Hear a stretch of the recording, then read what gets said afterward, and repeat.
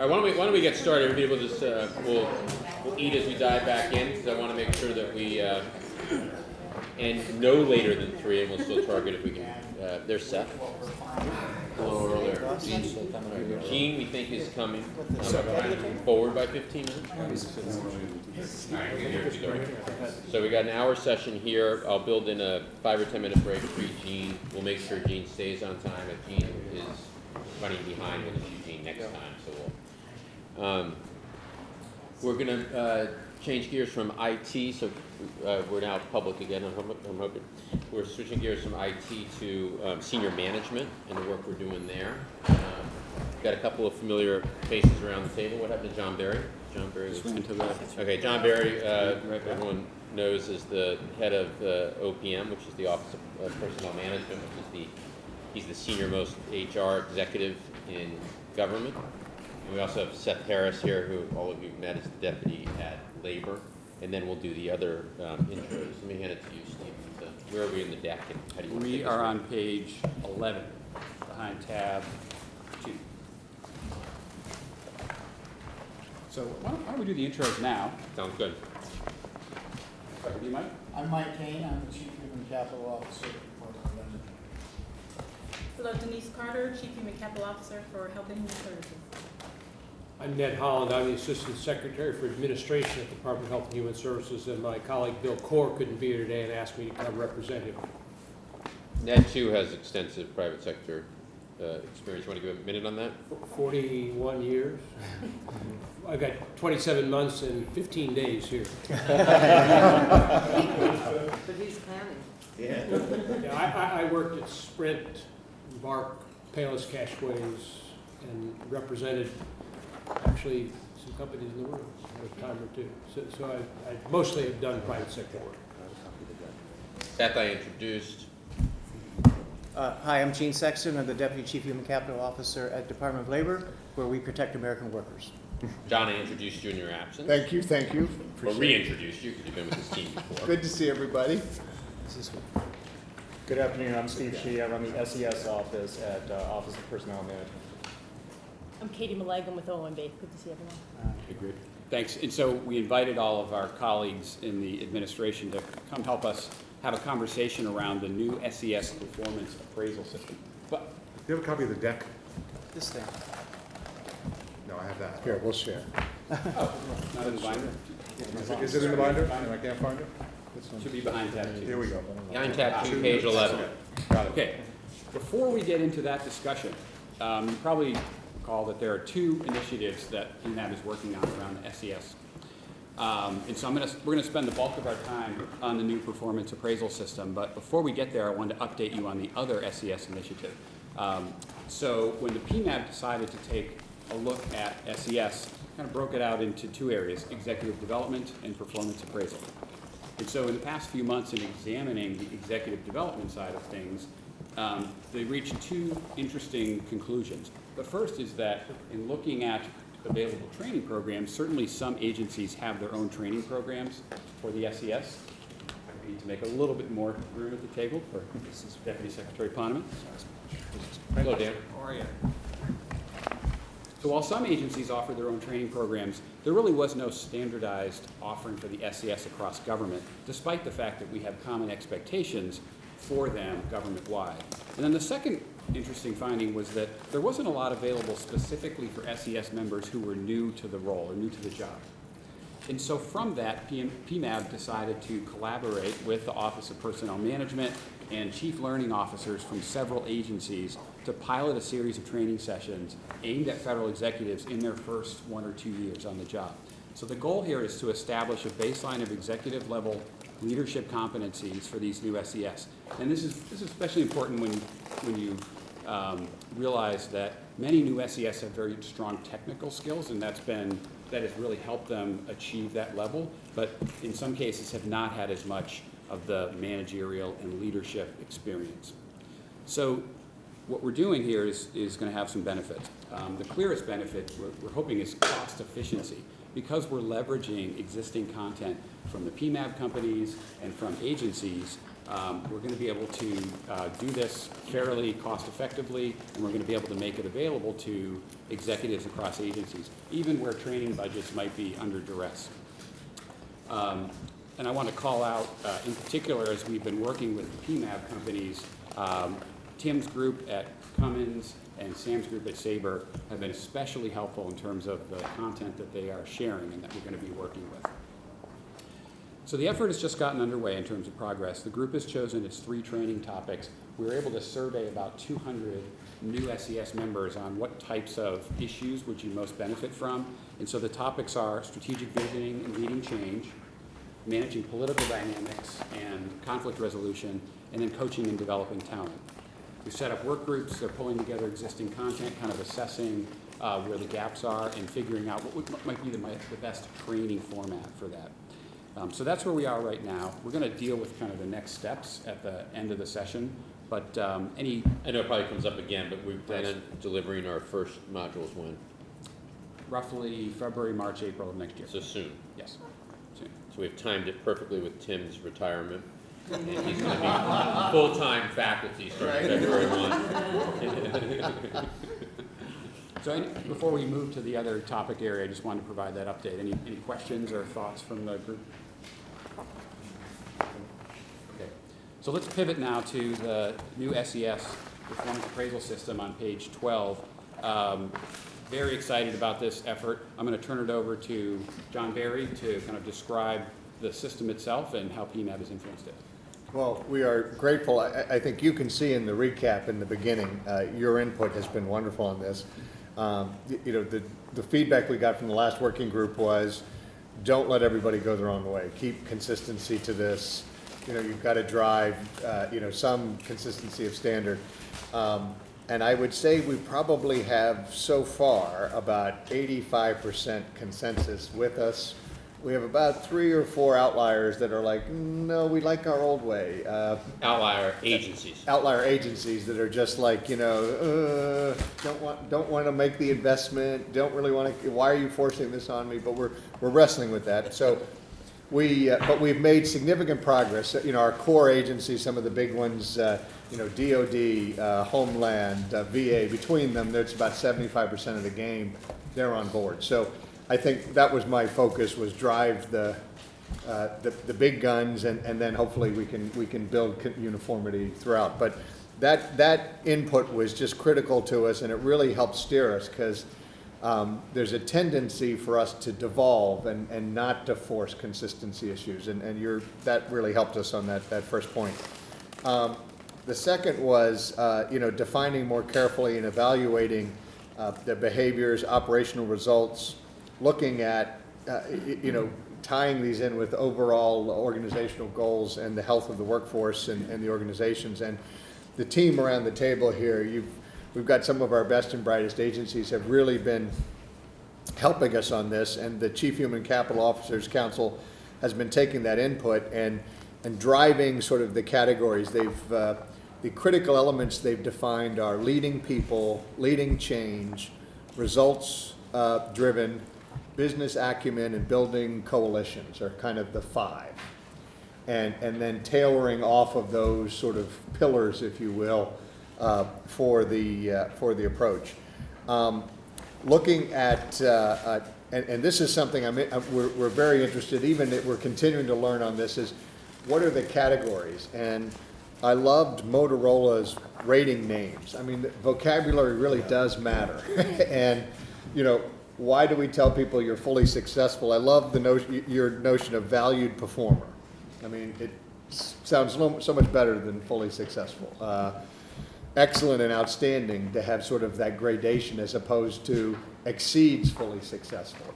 You know, it just doesn't have the warmth in the ring. So we're still wrestling with what are the right labels for our categories and how many there should be. But your input on that continues to be, and we'll be looking to even benefit from today's discussion even more. And then we're looking at, we're getting good leadership buy-in. The secretaries, Jeff through the President's Management Council and the Deputy Secretaries, the COOs, really good reaction and thoughtful buy-in on this. So we're getting the good top-down buy-in. And ultimately, we'll have, when we roll this out, the game would be to have the president drive this and then have the buy-in down through the cabinet levels, down through the COOs, et cetera. But, so we'll be working to build that rollout with you as we go forward. And then finally, agencies have a program that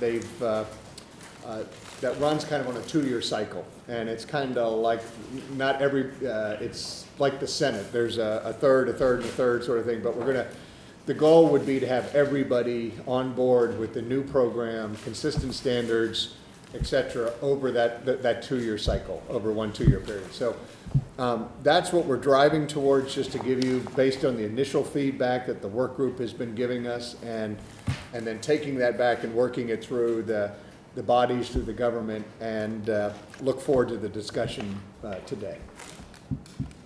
So clearly, we're at a great moment to now talk about, now that the system has been designed, what are the best practices and things to avoid as you're trying to implement this, communicate it, provide training, et cetera.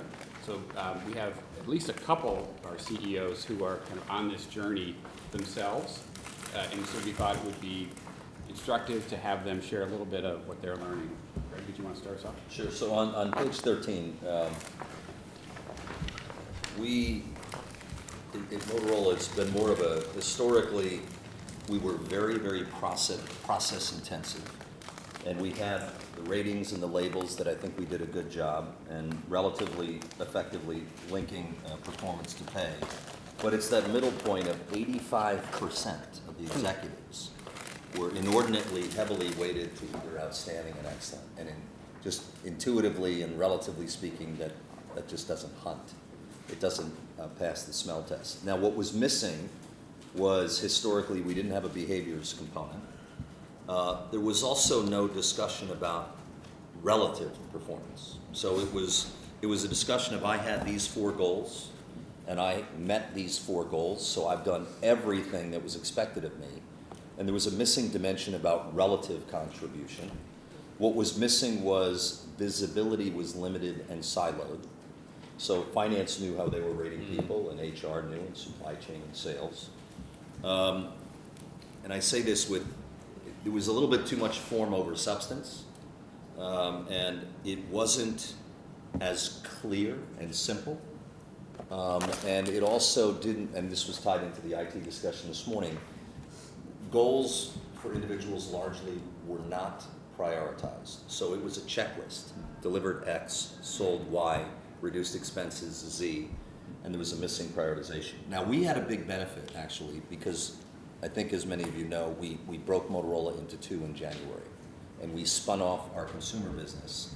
So about 2 years ago, we decided to use this separation as an event to redefine and reinvent RemainCo, us, the less known Motorola, not the sexy cell phone, smartphone, Droid, set-top box.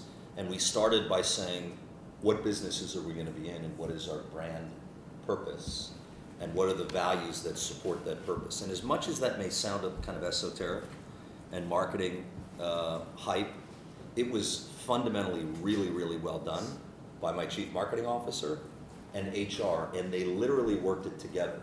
And it helped roll it out and message it globally, localizing what those values meant individually and indigenously by region. So that created kind of the fabric for the new Motorola. We defined and embedded the leadership behaviors. We then said, and you talked about performance management and executive development, we said these 2 are interlinked, so one process has to complement the other. If you flip to page 14, so we set on the leadership behaviors and values, combined with the results, and we launched that new performance rating system in January. On the executive development side, we used to have, we're transitioning performance management and executive development from events and things on the calendar to more operational day-to-day how we run the firm. And that's a big, because we used to prepare and we said, well, we're going to have a people review. And it was always February or March, and Steve would come in and you'd go through your people, and Deb would come in and review your people, and it was a dog and pony, and there wasn't visibility or integration. This year, we have each leader come in and we ask them, it's confidential, to rank their people. So every direct report that I have must rank them. You don't have to ascribe a number, a color, no words, just top to bottom, highest impact, lowest impact. That helps because it immediately has the leader accountable for how he or she sees that group. We then have visibility of how each leader sees the relative ranking of everyone, and we comment on them in a confidential way. We ascribe a color, green, orange, green, red, or black. Green, high potential, a lot of runway, can do more. Red, either a performance problem or concern. Black, we don't know enough about the individual. Now, as we went through this significant reorganization, we found that the executive committee, we said, we're going to own the top 100 executives in the firm. We didn't know some of these people as well as we should. So the first identification was, how come we don't know Enrique? Why is Enrique not well known to 60% of the firm? So that helps. We go through relative ranking, collaboration, transparency, and it was a process, a light process. No paper, no PowerPoint. Literally one chart per function, taped on a wall, green, red, black. And it was all discussion.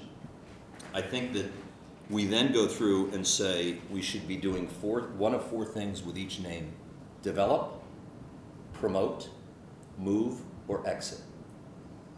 Develop, promote, move, or exit. And so I cannot tell you, this is my 9th year at Motorola. And the value of this discussion was so strong because it focused on what do we need to do. By the way, if someone was challenged in the job or not performing, maybe it's our fault that we didn't equip them, train them. Maybe they're a fish out of water. They don't have the right skills. So it was really designed to have the executive committee own the talent, the top 100 executives out of 23,000 we have in the firm, and link also and launch in January results and behaviors. So we have performance management and executive development, and it's more fluid and iterative as opposed to event driven. In every, we do meetings every other week, 90-minute meetings. Again, no paper, no PowerPoint, nothing. We go around the room, we talk, there's 5 categories: financials, 6 actually, customers, competition, people, issues, announcements and events. Financials, how we doing on the quarter, customers, customer service, customer sat, a big sale, competition, are we seeing anything in the field? People, issues, announcements. But people is in every single discussion. Does anybody have a person that's at risk of retention? Is someone being headhunted that we need to show some love? Do we need an incremental share grant? And it's actually gone very well. And it's a discussion only. And if of those 6 categories, Ron may have 2 things to say on 1 or 2 categories, Deb may have nothing, Sam may have 2. It's de-emphasizing process and emphasizing communications, impact, priorities, and alignment. And we have a long way to go. By the way, the other thing is our IT systems around HR were monolithic. They were not friendly, and people hated using them. So we are in the process of, and by next year we'll shift out of SAP entirely and move to other systems that are not announced yet, so I won't say it because it's a live meeting. But it's designed to be inviting, intuitive, simple, and easy. And it's the person loads their goals, their boss sees it and shares it, there's collaborative commentary and content. It's not as sequential and event driven. So I'm pleased with what we've done, but we got a long way to go, and now it's all a question of really putting it in the DNA of the firm. So we have it, we like it, but do we repeat it? Do we reaffirm it? Do we strengthen it? And so far so good, but there's a lot more work to do. That's great. And just to size here, how many executives do you have visibility into in 100. those conversations? Top 100. Okay. And I know their backgrounds, I know where they are, their families, where they've been, and that's because we spend literally a couple of days only talking about that top 100. And the way I learn about them is because the individual executives come in and they're obligated to go through each one: school, family, background, training, development, aspirations. It just is very helpful, and it's very process light and more content and discussion. Before we open it up, then let's hear from Gail at the Red Cross. And Gail, what was the number of, or maybe is the number of separate performance appraisal systems that you have across the organization? This is going to make the government side of things sound like a Yeah, snack. I probably ought to start off by saying I feel your pain. I feel your pain too, Greg. So that's an important question that you just asked because it sort of sets the tone for what I'm about to take you through. We have 650 different chapters at the American Red Cross, and each one was operating completely autonomously. They had local boards. They reported into their local boards, and it was kind of every chapter on their own. And as a result, we have 650 HR systems and policies. We have 650 financial systems, homegrown financial systems. We had 650 IT groups, 650 websites. Wow. Only 200 online stores, but nevertheless, it's 199 too many, and decentralized procurement. So you're kind of getting the sense. So when I arrived, we also had a $209 million operating deficit, and we had about $612 million of debt. So we laid this out to the organization, and we said, the banks aren't lending money anymore. In fact, they're calling in a lot of these notes, and this is tantamount to saving the American Red Cross, so we've got to do something. So the first phase of this, we basically just gave everybody budget cuts, and important to this conversation, we withheld all of merit increase, and we froze the 401k match. And we operated for 3 years in a row with freezing the merit and hoping that eventually we'd be able to give merit out again.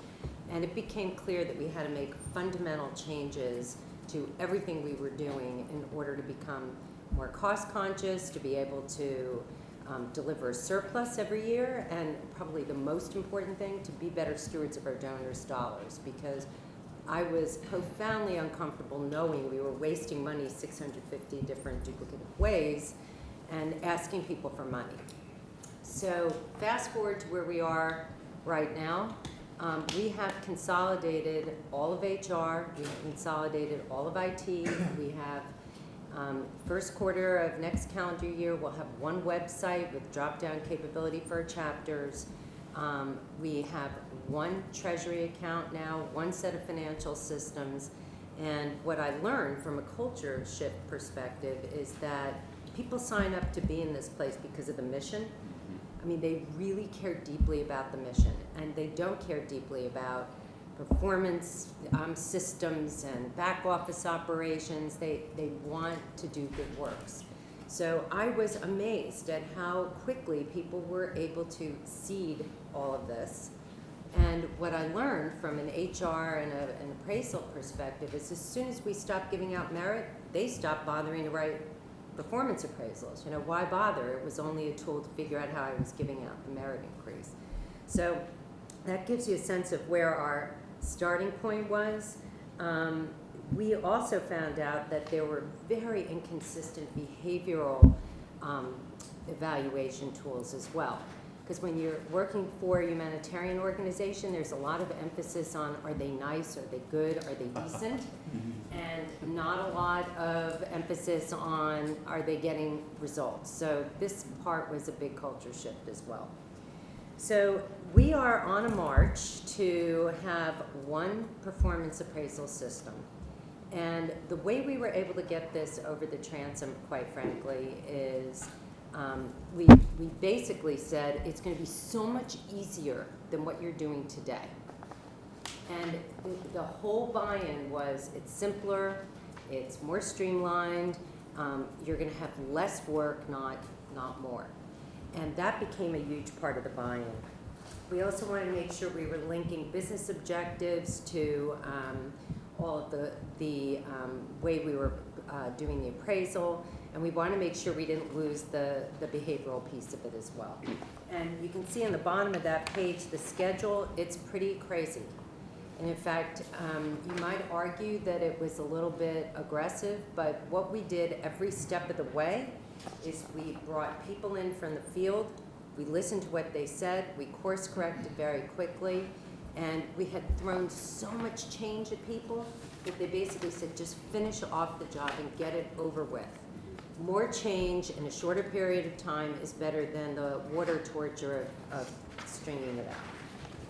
So if you look at the next page, buy-in, like I said, was all about highlighting the simplicity and promising them that there were going to be mistakes and that the key was going to be that we were going to course correct. We basically said, we know no system is perfect. We'll get your feedback. We'll course correct quickly. And that has kind of become our mantra on all of this stuff. Resetting expectations is a big deal. We wanted to make sure that people understood. It was almost like starting with a blank page because they had gone so many cycles without doing the performance feedback. And similar to Motorola, everybody was, exceeds performance. And so we really needed to make sure we had a contract that reset expectations. And the people at the Red Cross, because they're humanitarians, it's not a climate to have honest, direct, difficult conversations. Everybody loves loving each other, and it's pretty awesome on one level, but as a performance driver, you have to have these conversations. And if you look at the buy-in process, I also can tell you that the employees are really hungry for these candid conversations. At the end of the day, they want to know if they're doing a good job. They want to know why they're doing a good job. And the managers are actually hungry for increased accountability and productivity. When we did this last round of layoffs, because when we consolidated, we are now 10% smaller than we were when we started on this journey. We now are proud of the fact that 92 cents of every dollar that we fundraise goes to the people that we serve. So this was a massive, massive undertaking. But having said that, we had problems figuring out who to lay off because nobody was doing performance management systems. So the managers are very eager to be doing this as well. And the last thing I'll tell you, and I can almost assure you this is going to happen, is every time you go to a new way of measuring people, there are unintended consequences. So you think you're measuring the right things and you think you're measuring them right. I've never been able to live through a change in one of these where you don't have crazy behavior because people are actually doing what you told them to do. So I have two examples of it. One was from my former life and one is today. So we actually brought in an executive for our biomedical side of our house, and there our industry competitors are for-profit blood collections companies, so we have to pay a decent salary to attract these folks. So we figured, all right, we're bringing in this guy, let's give him a bonus component to his salary. So one of the components was margin. You gotta make margin. So it turns out that a smarter thing to have done would have been to say, here's your revenue target, here's your expense target, because they were doing things like, well, it's really expensive to acquire a blood donor, so let's back out on some of our expenses on blood acquisition, and then we made margin, but we started seeing our revenues dip. So there are unintended consequences, particularly when you're going after hard quantitative measures. The other one, which is a classic example, happened to me when I was at Fidelity Investments. So our customers were complaining that the phones were ringing off the hook during really heavy trading hours, and we were not answering the phone quickly enough. So we put in a metric there called average speed of answer.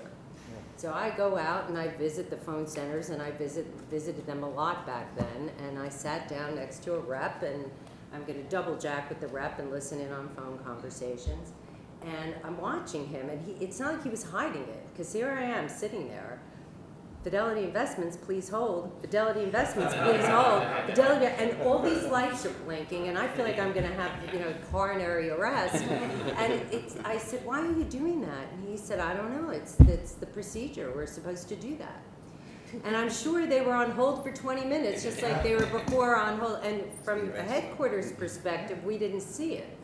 So there really are ways of measuring the right things. I mean, that was an important metric, but they were doing the wrong things. So I would just encourage you that when you put these out, you watch and see if people are doing what you want them to do, not what they think you want them to do. That's great. So Dan Poneman joined, who I think all of you have met as the deputy at Energy. And then we've asked Seth to sort of facilitate a 25-minute session or so around some of the key implementation challenges that are surfacing to put the system in place. So hand it to Professor Harris. Thanks a lot. And Gail, I laughed when you said that you have this staff that's so deeply mission focused. It's really their personal life mission. We have the same experience, and it's a wonderful tool. But man, does it complicate performance measurement, because, we love you, they love us, we're all on the same team, hey, we're in the, and then it doesn't quite work when you're trying to assess really how much of a contribution they're making. Greg, a lot of what you said also resonated. It was really right at the core of the problems that we're experiencing. We had more than, when we came in, 93% of the folks at the Labor Department were either exemplary, not really understanding the meaning of that word, I guess, in those ratings, exemplary or highly effective. It couldn't, like you said, it couldn't possibly be. So what I thought I would do is, we have a couple of questions that we wanted to address. Maybe just start with talking about, Greg, you and Gail both addressed this a little bit in your presentation to the chief, but let me ask you and the other executives to respond to these questions and then get a little bit of dialogue going with the folks from the agencies. There are sets of pitfalls and tricky issues that you talked about in the process. So you talked about some that we should be looking out for, but I want to also get you into a solution mode and tell us a little bit about what did you find, what did you stumble over, and how did you find your way around the obstacle as you went? Maybe Gail, you start, and then Greg, and then we'll get these folks involved in the discussion as well. Part of the issue is, and you describe it, John, people say, but I love my performance tool. I love it. I've been doing it this way. And so there's a little bit of not letting go, which is a bit of an obstacle, and it requires a sales job, honestly. I think one of the other obstacles is because we are so mission-driven and so externally focused, that sometimes we forget how important employee satisfaction is at the Red Cross. So we really look outwards a lot and forget some of the blocking and tackling. So we're starting to have people conversations a lot more than we used to. We did a day off-site talking about our top 100 people, and what I learned was, and my guess is that you've got the same thing, is so many of us didn't know the names of those people on that list. There just wasn't enough cross-pollinization, so that's a bit of a pitfall. Creating a culture where people want to let go of good people because they know they'll get good people, that horse trading, which develops people and makes them better, that can be a pitfall. So, you just having a daisy chain move and a roadmap of what if this person were to move, using your green and red and black. Yeah. So you're now managing your greens because you want them to really become stars. There has to be this incredible spirit of cooperation to move the greens and orchestrate it so that everybody wins and you get fresh eyes and they become better developed. But a pitfall is if there's not good teamwork, everybody's going to hoard their greens. Yeah, exactly. So. Well, and just to add to that, one of the ways that you avoid that is when you are transparent and everyone sees the same information. And I know who Tim's stars are, Katie's, and Ron's, because you've said they are. But now you've shared them openly. So as soon as you share who the stars are and there's visibility, now there's collaboration and an understanding of they're not your province, they're our province to move and develop and promote. Just that alone, it's a huge point, Gail, that you bring up. Can I actually, if you don't mind, I think that's a very important point. I come from a federated agency, and Ned and Denise come from a huge organization that, like your organizations, would be introducing something of a cross-disciplinary discussion when you do that. Ned, I wanted to, if you and Denise maybe could jump in, I want to get your reaction to that idea, because I could say at the Labor Department, we don't have that kind of transparency, and we don't have that kind of cross-disciplinary discussion. You want to talk a little bit about that? I'm sorry to put you on the spot, but I wanted to get you in. That's right, Mr. Deputy Secretary. I know who ranks. Seth and I work together a lot, so bear with us. For good or for ill, as John knows, Steve knows, we're out in front of the rest of the government. We're actually changing our system this year. I kind of think it's for ill. Actually, I feel like a stalking horse, and it doesn't feel real comfortable. And I've done 4 of these at 3 different Fortune 500 companies, so I ought to be good at it. I'm not. Every time I learn something new. We don't have the willingness to move people around.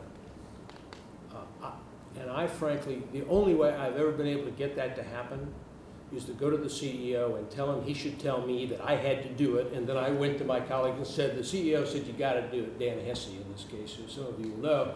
I went in Dan's office and said, Dan, you got to tell me this isn't enough. He said, fine, it's not enough, get back to work. And it was real easy.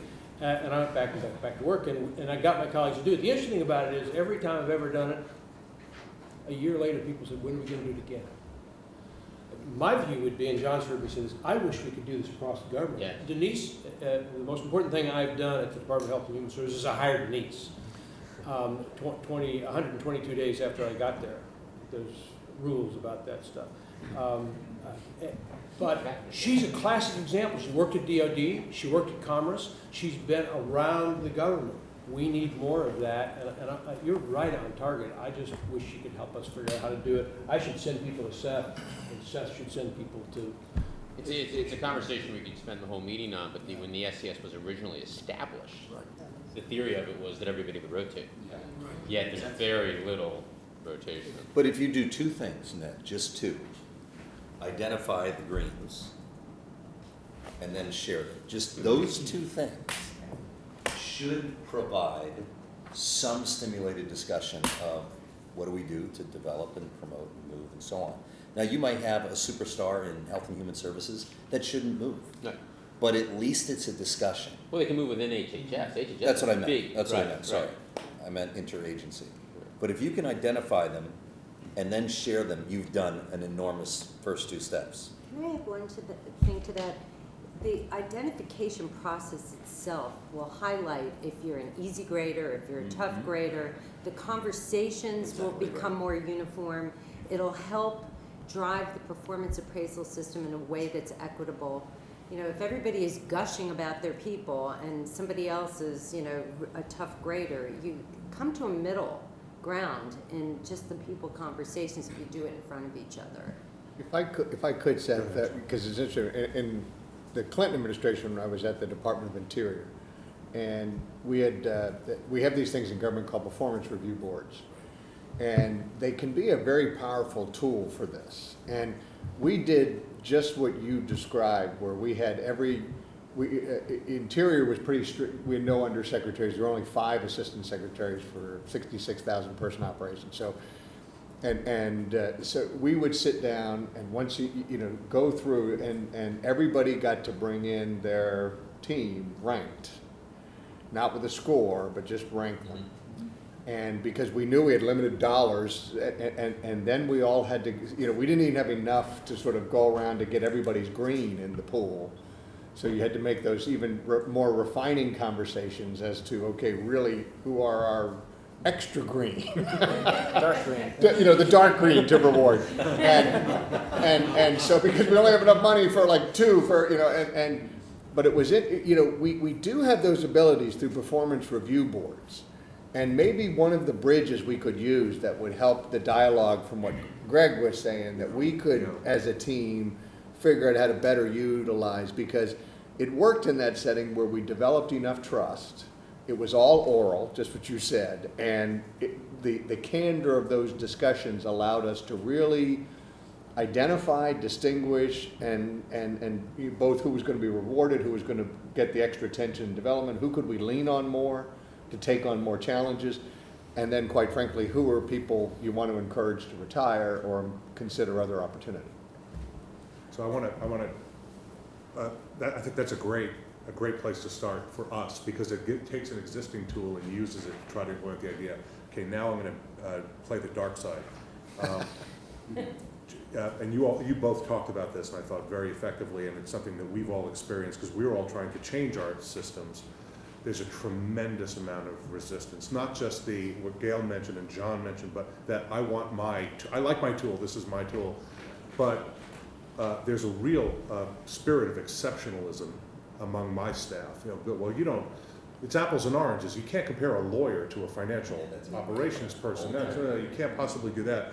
So let's use that as sort of the leading edge of how do we deal with resistance? How did you successfully deal with resistance among your staff, both to this transparency? Because I don't want to give you my green, Greg. I want to keep my green because my performance is great because I'm surrounded by a bunch of greens. So that's one piece of the resistance, I'm used to doing it this way resistance. How did you overcome it? How did you break through it? How did you get folks on board?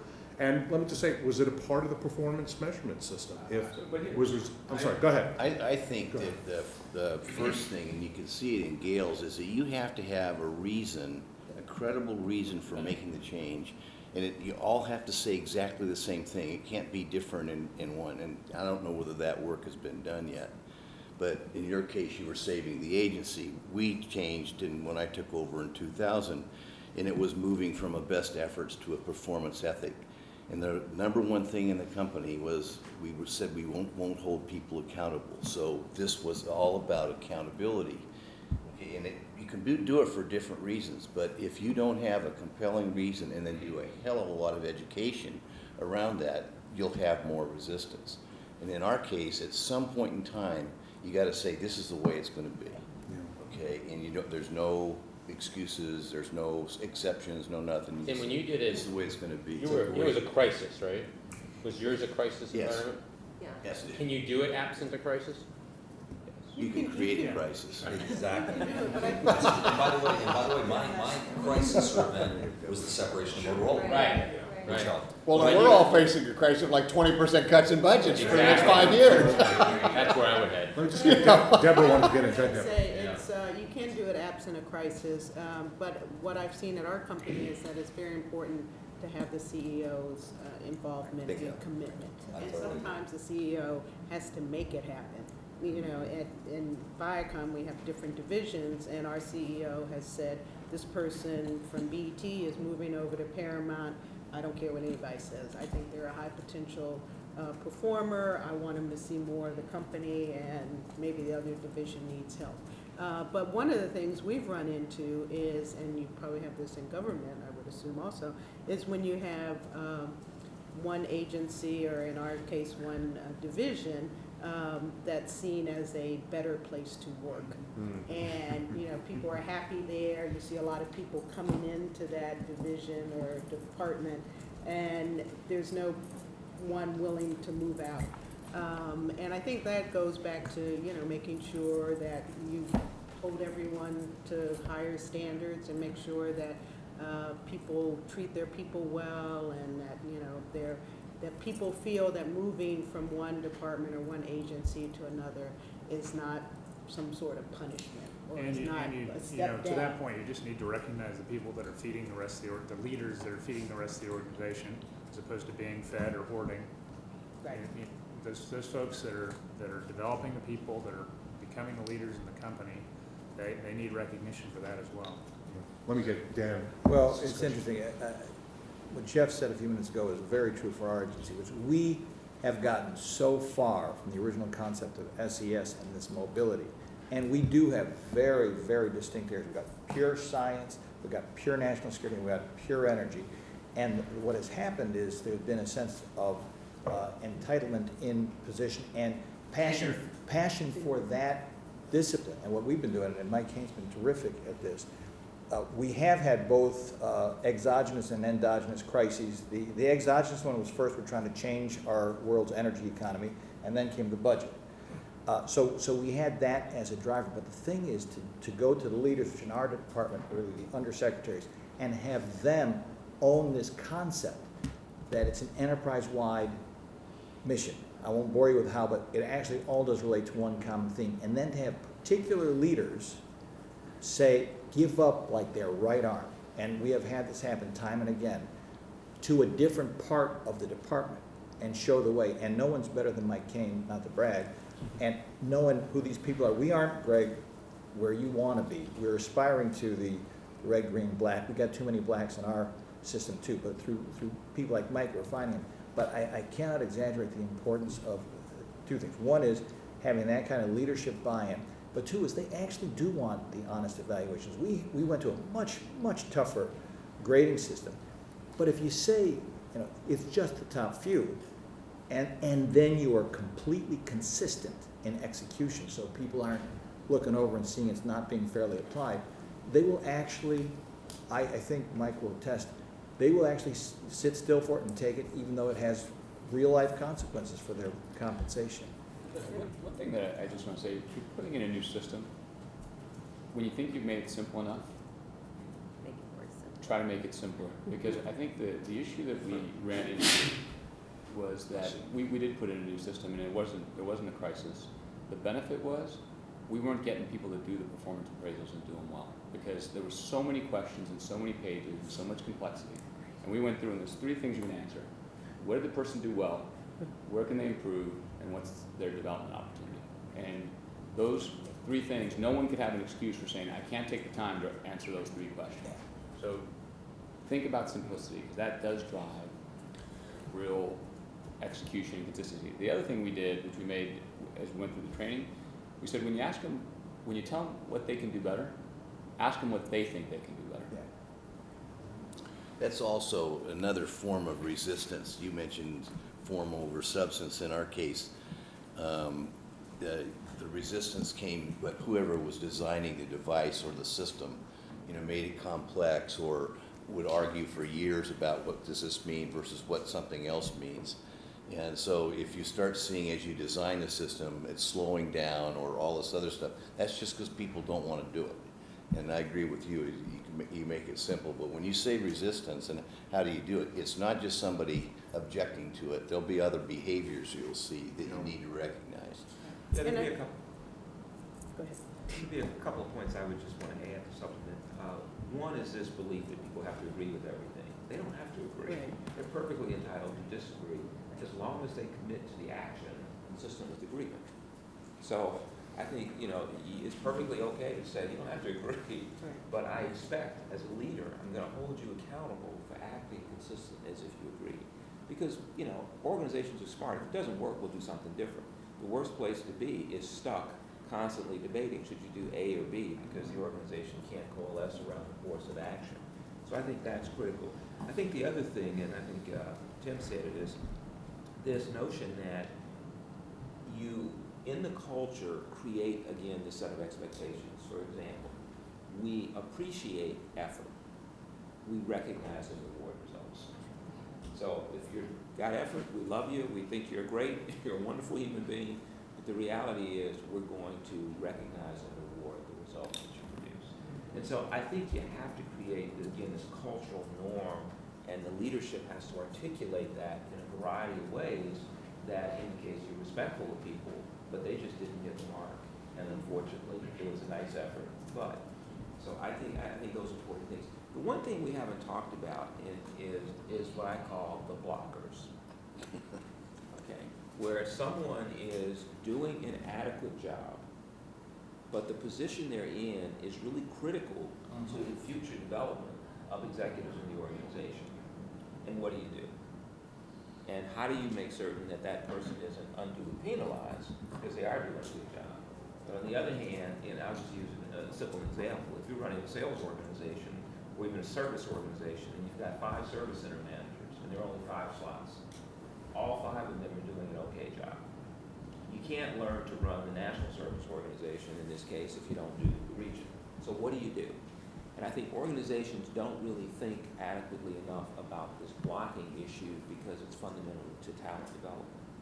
The final point I would make comes back to, I think, a point that was said earlier, which is the senior executive has to really own, the senior executive group has to own the process.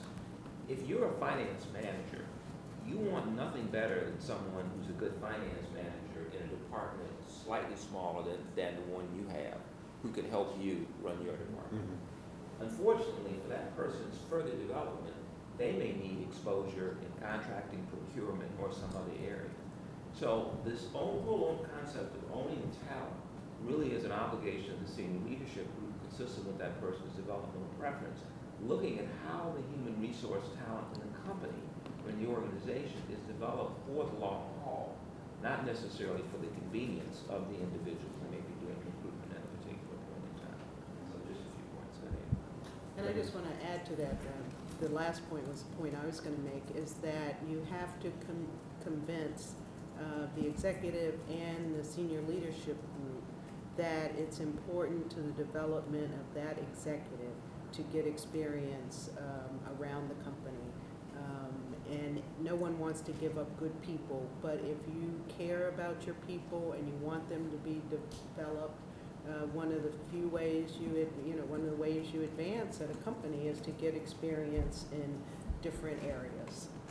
And it may be painful at first because, there's always the time it takes to make changes in executives for them to get up to speed, but in the long term, it's for the betterment of their career and their development as a potential leader of the company.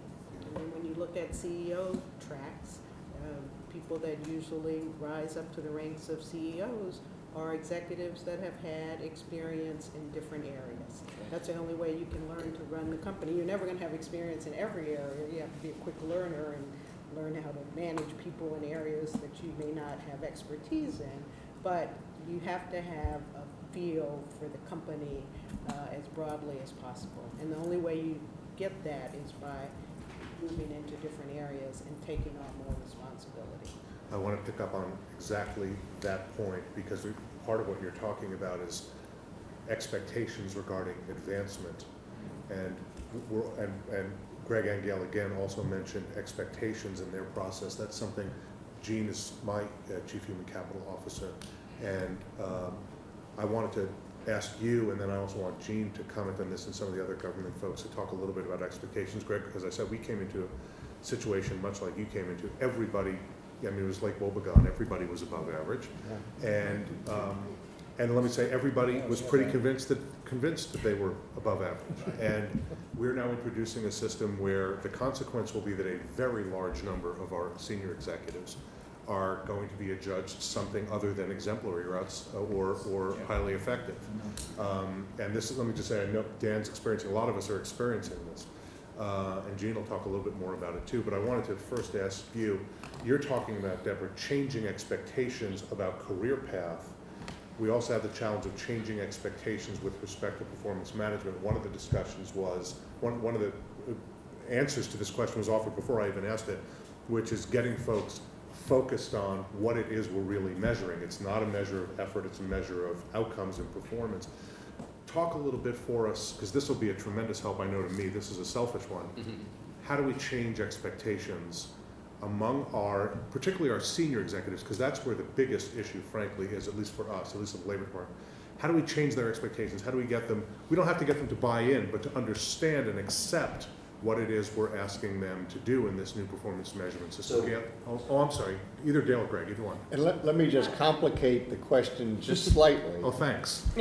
By adding is, if one agency decides to tighten down and say, oh, only 20 to 30% are going to be outstandings, and someone else, an SES knows they can move, if that agency is not tightening down, I'm getting out of here, because I can go over there and get my bonus, and these bonuses are pretty significant. Why stay with them? So you have this perverse result of people actually trying to do a better job are actually losing their best talent because they can be snapped up quickly because there's a dearth of good talent and people smell them out pretty quickly and know how to steal them. So Gail, you want to start, and then Greg? Yeah, so the way I look at this is it's a two-pronged problem.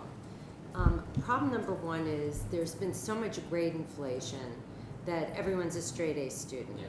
and now they're going to suddenly find out they're a B student. And the second problem is, my guess is, since everybody is an A student, there haven't been good, difficult conversations between boss and subordinate.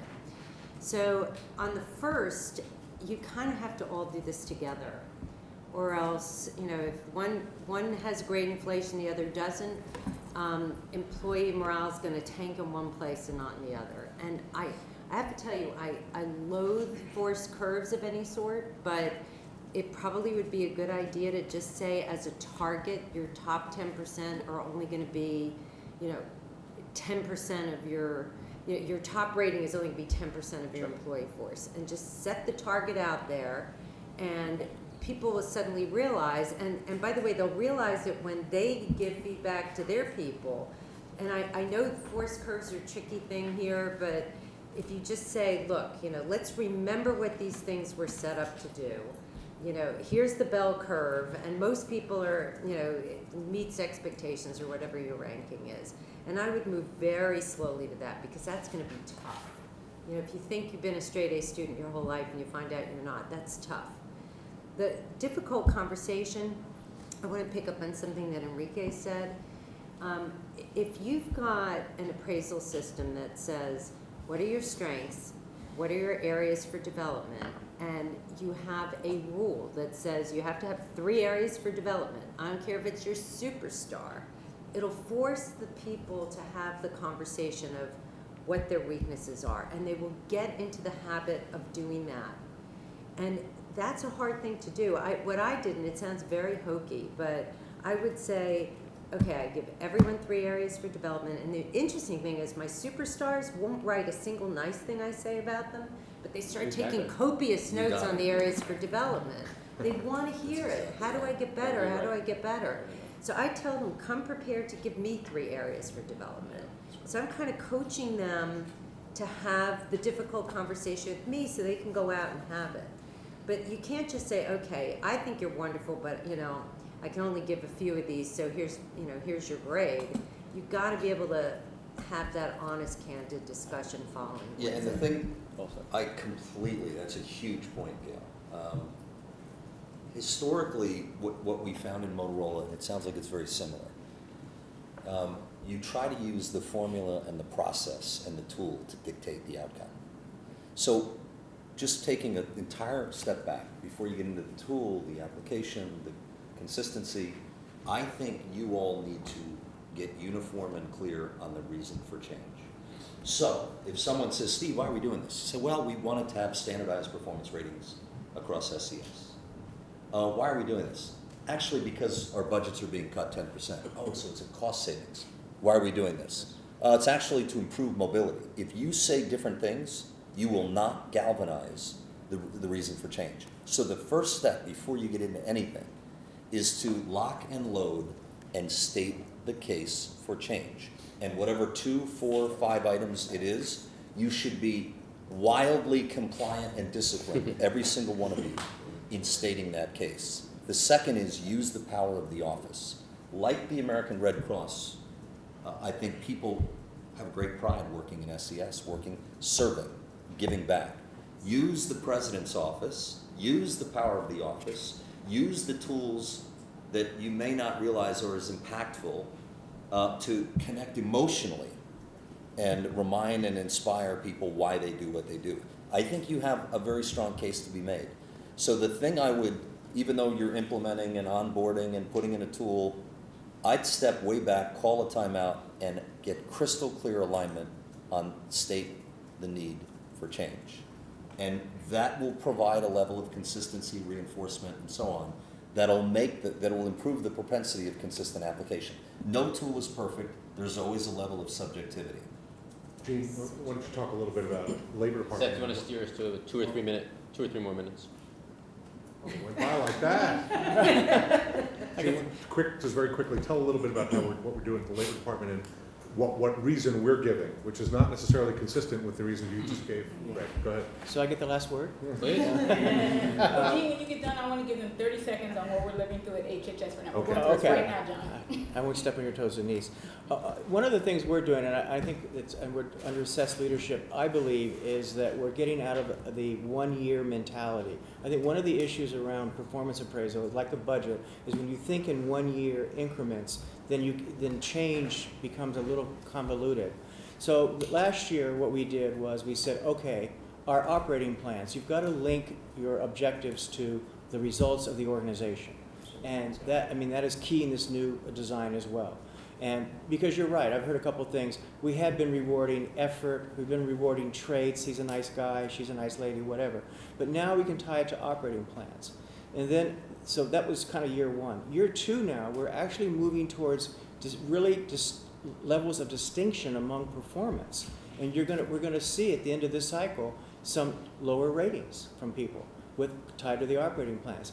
However, the psychology is, because I've dealt with performance appraisal systems in 4 agencies now, is what I got last year. What do you mean I'm a C this year? I was an A last year. So you've got to address that psychology and do this incrementally with some sense of a business rationale, that is business results. So I think that's part of the key. I think the key really also in what we're doing is we're not saying up front, let's have a curve or compression. Let's define what is truly exemplary. That will drive your compression on that end. And the other thing we're doing, I'm very proud of, is we have introduced a 12-month cycle of performance management training for our managers. You don't just do it once a year. We have 3 phases: start up the new year, during the year, having courses around those difficult discussions for the managers, and then what do you do at the end of the cycle? So we've got 3 phases in that. So that's a lot real fast, I know, but I feel the dynamic changing. I know that there is going to be resistance, but you really got to get past that what I got last year thing, because that's how people think. Denise. John, back to your point, transparency is key in moving all the organizations together at the same time. We just got in our first round of ratings on our new 5-tier system. 50% of our organizations brought the ratings down, and they're reflective of the performance. We see that 50% we perceive that they may be inflated. Ned and I got all of the what we consider our VPs on the phone to say, this is where we're at. This is the percentage that are outstanding. We can tell that it's too high. As we're moving into the PRBs, we expect everyone to address this. Because we have offices calling saying, Denise, are you sure you're going to hold everybody accountable? Because if not, we want to go up. And we're saying no, we're holding the line with everyone. And then we're pulsing, with the Secretary of DepSec to say, this is where we are. And they're saying, keep going. So we have that top buy-in from the agency head on down. But it is difficult. It's probably one of the toughest weeks I've had in HR, but we're holding the line. By the way, just real quick, 2 last comments. Tools are not a substitute for judgment, and they never will be. And the second is, and Seth, I didn't give a good answer to your question about impediments we encountered. As we move to this, and I bet you all of you have experienced this, we had some people say that their boss said, Jeff, I actually wanted to rate you outstanding, but the system didn't allow me to do that. You should call that out up front and broadcast from the top of the building. If a boss tells you that, they're full of shit. Because the boss ranked you that. The system's not the problem. Have the conversation with your boss. So that is the number one obstacle I think you'll hear. Call it out up front, and it's a penalty flag. Make it not usable. Jeff, can I say Please. one thing? Please. This would open up a whole can of worms, and I don't mean to do that. But we've talked a lot about performance appraisals and being honest. The other thing I found is that the bonus system has to follow the appraisal system. And I assume this is probably a big issue in government, where people feel they're not paid enough, and probably supervisors feel they're not, the lower level people are not paid enough, and if you have a bonus, it's just given. You have to make the bonus system match up with the appraisal, and you have to learn to take money away from people. And as painful as it is, To take it home to OMB, where people watch the dollars and cents very carefully, and we are very stingy on bonuses in a good way, but then because the performance management system is not as finely calibrated as the bonus system, you can be at the top level and not get a bonus. So you end up, if Sam was 2 years in a row at the top level because so many people are at the top level, he might alternate years as a way to deal with that. So it's, I mean, as from a practice perspective, like, we're gonna have people at the top level and they don't get a bonus? How can you have that? And that's included in your inconsistency? reasons for change. Yeah. To illuminate that to a lot of people. I think it gets back to something Gail said.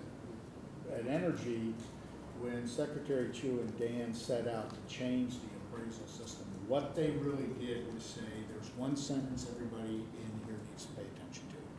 And that is that if you do every single thing on your performance appraisal, and you do it error-free, you met expectation.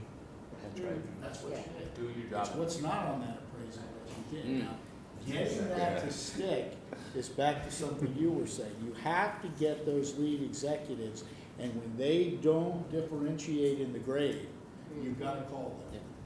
All right, Stephen. It's those individuals who have to carry the weight. It's kind of the second level tier that's got to own it. Stephen, page 18, you want to tell us where this is all headed? Very quickly, first on the training pilot, we talked about, we're trying to stand those up by February, March, April, half-day sessions each, and it's going to be very powerful if we can get some of you to help out with the training and presenting your views. So we're certainly going to be in touch with that, but along the way, working with your HR teams on the content. And then with the performance appraisal system, as we've heard, this is going to start to get rolled out, but gotten terrific feedback today on how to design the message, priorities, and we'll continue to work with your HR teams and with you to make sure that as that effort moves forward, we're incorporating all that good knowledge. That's pretty much it. Okay, so just to wrap on the meeting, yes, excellent. Thank you, everybody, and Seth particularly. Always terrific. For Very facilitating. valuable. Great stuff. Very valuable stuff. Thank you. On 19, just 1 minute of wrap up. We're together next March 23rd. We, across all 4 areas, the 2 in IT and the 2 in SES, will have pilots that are up and running at that point. So we'll look at their performance. We're going to combine at least a good chunk of our time with a full meeting of the President's Management Council, which is the deputies, because I think it's important at this stage to talk about the pilot success and start the next phase, which is government-wide rollout. So we're going to figure out how to bring the whole PMAB together with the whole PMC. And then we will also spend some time, probably in a smaller session, thinking through what do we do next? What does the next 12 months look like? So, good run today. You guys hang for a minute. I think our open part of our meeting is ended. And thank everybody. Have great weekends. Thank you. Well done.